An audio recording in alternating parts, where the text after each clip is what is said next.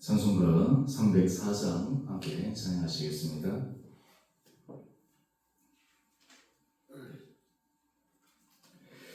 그 크신 하나님의 사랑 말로 다 형용 못하네. 저 높고 높은 별을 넘어 이 낮고 낮은 땅 위에 죄범한 영혼 구하려 그 아들 보내사 화목 죄물 삼으시고 죄 용서하셨네. 하나님 그 신사랑을 증명다 못하네. 영원히 변치 않는 사랑 성도여 찬양하세. 괴로운 시절 지나가고 땅 위에 영화 쇠할 때 주 믿지 않던 영혼들은 큰 소리 외쳐 울어도 주 믿는 성도들에게 큰 사랑 베푸사 우리의 죄 사했으니 그네 있을까.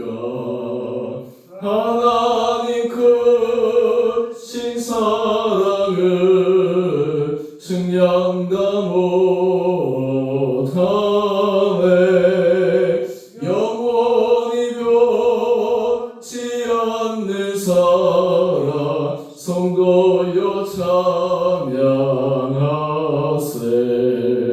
하늘을 두루마리 삼고 바다를 몸불 삼아도 한없는 하나님의 사랑 가기로 갈 수 없겠네. 하나님의 크신 사랑 그 어찌 닿았을까. 저 하늘로 비싸도 채우지 못하리. 하나님 크신 사랑을 증량다 못하네. 영원히 변치 않는 사랑 성도여 찬양하세. 아멘. 오늘 함께 묵상하실 말씀 로마서 11장 25절에서 36절까지입니다. 형제들아, 내가 스스로 지혜 있다 하면서 이 신비를 내가 모르기를 내가 원하지 아니하노니 이 신비는 이방인의 충만한 수가 들어오기까지 이스라엘에 더러는 우둔하게 된 것이라. 그리하여 온 이스라엘의 구원을 받으리라 기록된 바 구원자가 시온에서 오사 야곱에게서 경건하지 않은 것을 돌이키시겠고 내가 그들의 죄를 없이할 때에 그들에게 이루어질 내 언약이 이것이라 함과 같으니라. 복음으로 하면 그들이 너희로 말미암아 원수된 자요 택하심으로 하면 조상들로 말미암아 사랑을 입은 자라. 하나님의 은사와 부르심에는 후회하심이 없느니라. 너희가 전에는 하나님께 순종하지 아니하더니 이스라엘에 순종하지 아니함으로 이제 긍휼을 입었는지라. 이와 같이 이 사람들이 순종하지 아니하니 이는 너희에게 베푸시는 긍휼로 이제 그들도 긍휼을 얻게 하려 하심이라. 하나님의 모든 사람을 순종하지 아니하는 가운데 가두어두심은 모든 사람에게 긍휼을 베풀려 하심이로다. 깊도다 하나님의 지혜와 지식에 형성하며 그의 판단은 헤아리지 못할 것이며 그의 길은 찾지 못할 것이로다. 누가 주의 마음을 알았느냐? 누가 그의 모사가 되었느냐? 누가 주께 먼저 드려서 갚으심을 받겠느냐? 이는 만물이 주에게서 나오고 주로 말미암고 주에게로 돌아갑니다. 그에게 영광이 세세 있을지어다. 아멘. 좋은 화요일 아침입니다. 오늘 9월의 또 마지막 날이기도 합니다. 우리 내일 또 10월 첫째 날 우리가 월성 새벽 예배로 함께 만나게 될 터인데, 오늘 또 9월 마지막을 하나님의 은혜 가운데 잘 마무리할 수 있는 복된 날 되기를 원합니다. 우리 29절 말씀을 먼저 주의 깊게 한번 다시 보십시다. 하나님의 은사와 부르심에는 후회하심이 없느니라. 하나님께서 하나님의 백성, 하나님의 자녀를 부르시고 택하신 것은 하나님의 전적인 주권입니다. 그런데 하나님의 부르심에 후회하심이 없다. 이것이 참 얼마나 놀라운 신비인지요.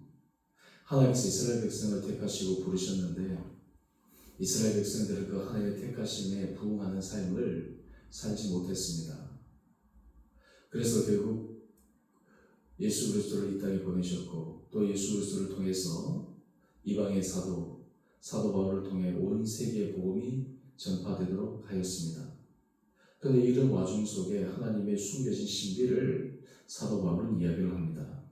우리 25절 말씀 한번 가보십시다. 이방인의 충만한 수가 들어오기까지는 이스라엘의 더러는 우둔하게 된 것이라. 이스라엘의 불순종과 하나님 앞에서의 타락, 하나님 이것조차도 선용하셔서 이방인들이 충만한 수가 돌아오기까지 하나님의 복음, 예수 그리스도의 복음이 전파되도록 사용하셨다라고 하는 것입니다. 그렇다고 해서 이스라엘 백성들을 전적으로 포기하시는 것이 아닙니다. 하나님께서 그들에게 은혜를 입히셔서 26절 말씀을 보면 그리하여 온 이스라엘이 구원을 받으리라.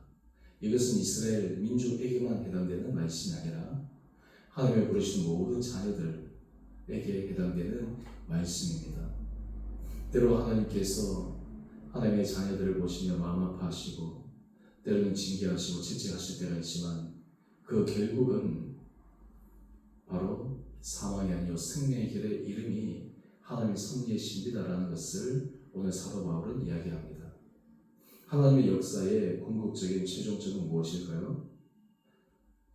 심판과 파멸과 사망, 죽음, 이것이 하나님의 궁극적인 섭리의 목표 계획이 아닙니다. 하나님의 궁극적인 목적은 생명이요 살림이요 회복입니다. 예수님께서 이 땅에 오신 것은 많은 사람을 살리기 위하여 자신을 하나님 앞에 대속물로 드린 것이라고 말씀하셨습니다. 다르게 얘기해서 하나님의 섭리는 살리심에 있습니다. 회복하심에 있습니다. 이것은 비단 영적인 차원에서 문제일 뿐만 아니라 우리 개인의 모든 삶의 자리에도 임하는 하나님의 신비의 은혜의 역사입니다. 오늘 인간의 타락과 죄악, 이것과 전혀 상관없이 하나님의 강력한 주권 속에 인도하신 하나님의 섭리, 우리가 30절 말씀으로 다시 한번 돌아가 보십시다. 내가 전에는 하나님께 순종하지 아니하더니 이스라엘이 순종하지 아니함으로 이제 긍휼을 입었는지라. 어느 정도 때가 되면 하나님께서 그들에게 새로운 긍휼을 입게 하십니다. 32절 말씀을 보면 하나님이 모든 사람을 순종하지 아니하는 가운데 가두어 두심은 모든 사람에게 긍휼을 베풀려 하심이로다. 여러분, 우리의 머리로는 참 이해하기 어려운 말씀입니다. 그래서 사도 바울이 이 하나님의 신비, 하나님의 섭리에 대해서 33절 이하에 이렇게 찬양합니다. 깊도다 하나님의 지혜와 지식의 풍성함이여 그의 판단은 헤아리지 못할 것이며 그의 길은 찾지 못할 것이로다. 당장 이해되지 않고 가슴 아파하고 답답해 할지 모르겠지만 하나님의 궁극적인 계획은 바로 구원과 긍휼을 베푸심과 회복의 역사에 있다라고 한 것입니다. 이런 차원에서 하나님께서 하나님의 자녀들을 부르시는 것은 후회가 없으시다라고 하는 우리 29절 말씀으로 다시 한번 돌아가 보면 하나님께서 하나님의 자녀들을 부르실 때 하나님 그 인생에 전적으로 개입하시고 계획하신다라고 하는 것이 담겨 있습니다. 하나님의 돌보심의 손길, 하나님의 인도하심의 손길, 그것이 때로는 강력하게, 때로는 침묵 속에 임하여 결국에는 하나님께서 그 개인에게 또 공동체에게 민족에 주신 사명을 이루어가도록 하시는 것이 하나님의 놀라운 신비입니다. 오늘 교태의 제목을 보면 영원히 찬양할 구원의 신비. 여러분, 우리가 삶의 자리 가운데 감사의 가장 중요한 출발점은 어디 있겠습니까? 우리 인생사에서 좋고 나쁘고 이런 희비를 따라서 감사하기도 하고 마음이 실망하기도 하는 것이 아니라 하나님의 전적인 섭리, 구원 계획 이런 것들을 바라보게 되면 우리는 감사하지 않을 수 없습니다. 하나님이 여러분의 부르심을 여러분들이 확신하십니까? 믿으십니까? 여러분의 개인의 자리에서, 여러분의 가정에서, 일터에서 무엇보다 우리 주님의 교회 공동체 안에 하나님께서 우리의 부르심을 우리가 확인하게 될 때 하나님께서 후회하지 않으시는 그 하나님의 섭리 가운데 우리의 삶이 이끌리고 있다라고 하는 것을 기억할 필요가 있습니다. 우리 한 페이지 넘겨보시면 묵상 에세이의 한 글이 나오는데요. 미국의 윌리엄 제닝스 브라이언이 이집트 카이로를 방문해서 고대 이집트 유물을 살펴보던 중 3000년 된 미로와 함께 발견되었다는 곡식단지를 구입했다고 합니다. 그런데 그 안에 돌멩이처럼 단단하고 쪼글쪼글해진 완두콩이 하나 있었는데 이것은 생명 없는 것처럼 죽은 것처럼 보였는데 신기한 것은 그것을 심었더니 싹이 나고 잎이 생기고 열매까지 맺었다. 참 믿을 수 없는 그러한 글을 소개하고 있습니다. 하나님의 부르심에는 바로 이러한 것입니다. 죽은 것 같고 끝난 것 같고 이제는 절망 같은데 결국에는 그 안에 하나님의 역사, 하나님의 생명의 역사가 임하게 되면 새로운 살아남 생명 이런 것이 있게 됩니다. 에스겔 골짜기에서 마르뼈 환상 우리는 잘 알 것입니다. 다 죽고 마르고 도저히 불가능해 보이는 그들, 하나님께서 그들을 새롭게 살리시는 역사, 여러분 이것이 하나님의 부르심의 역사입니다. 여러분 이것을 우리가 믿게 되면 또 이것을 우리가 확신하게 되면 우리가 어느 자리에 서 있든지 내가 감사함으로 믿음 안에서 걸어갈 수 있게 됩니다. 우리가 하루 눈을 뜰 때 하나님께서 우리 심령 가운데 주님 감사합니다. 주님 우리에게 이 하루를 허락하여 주시고 모든 삶의 자리자리마다 우리를 인도해 주신 하나님의 손길을 생각하며 감사의 고백을 하게 될 때 또한 우리는 하나님의 이끄심, 하나님의 부르심에 합당한 아름다운 삶의 열매를 맺게 되리라 생각합니다. 오늘 9월의 마지막 날 하나님께서 여러분의 삶의 자리들이 가면 갈수록 하나님 앞에 선한 열매를 맺는 은혜 복된 삶 될 수 있게 되기를 간절히 원합니다. 또한 동시에 우리 삶의 자리에 하나님께서 각자의 부르심 또 하나님께서 주신 사명 이것이 온전히 이루어지고 성취되어지고 열매 맺기까지 끊임없이 우리를 주목하시고 도우시는 전능하신 하나님의 손길을 의지하며 오늘 믿음 안에서 감사함으로 담대하게 걸어가는 은혜 하루 될 수 있게 되기를 주님으로 축원드립니다. 함께 기도하겠습니다. 사랑의 주님 참으로 감사합니다. 오늘 하나님께서 이스라엘 백성들을 통해 이방인들이 충만한 수가 돌아오기까지 그들의 불순종과 타락조차도 성령하심을 묵상했습니다. 하나님의 은사와 부르시면 후회하심이 없다라는 이 놀라운 고백이 우리의 고백이 되게 하여 주시고 우리의 삶과 우리 가정과 우리 공동체가 정말 하나님의 부르심 앞에 후회함 없는 아름다운 생명의 열매를 맺는 거룩한 앞으로의 우리의 인생길 되게 하여 주시옵소서. 우리 성도들 가운데 몸이 연약한 자들을 긍휼히 여겨주시고 주님의 의로운 손으로 안수하여 주시고 치유하여 주시고 회복의 역사가 있게 하여 주시옵소서. 아버지 우리 다음 세대 자녀를 축복하여 주시고 그들의 앞길을 인도하여 주시고 하나님께서 그들이 걸어가는 모든 걸음걸음마다 인생의 문을 열어주시고 만날 사람 만나게 하여 주시고 하늘의 문을 열어주셔서 그들의 인생이 정말 하나님과 많은 사람에게 정말 기쁨을 드릴 수 있는 거룩한 삶으로 주께서 우리 다음 세대 자녀들을 인도하여 주시옵소서. 수능을 앞두고 있는 우리 수험생 자녀들 또 입시를 준비하고 있는 우리 자녀 하나님께서 기억하여 주셔서 그들의 모든 삶의 걸음걸음 하나님의 신령과 평안의 은혜 복을 허락하여 주시고 믿음 안에서 선한 열매를 맺는 귀한 우리 자녀들 되게 하여 주시기를 우리 사랑하신 예수님 이름으로 감사기도 드리옵나이다. 아멘. 하늘에 계신 우리 아버지, 아버지 이름을 거룩하게 하시며 아버지의 나라가 오게 하시며 아버지의 뜻이 하늘에서와 같이 땅에서도 이루어지게 하소서.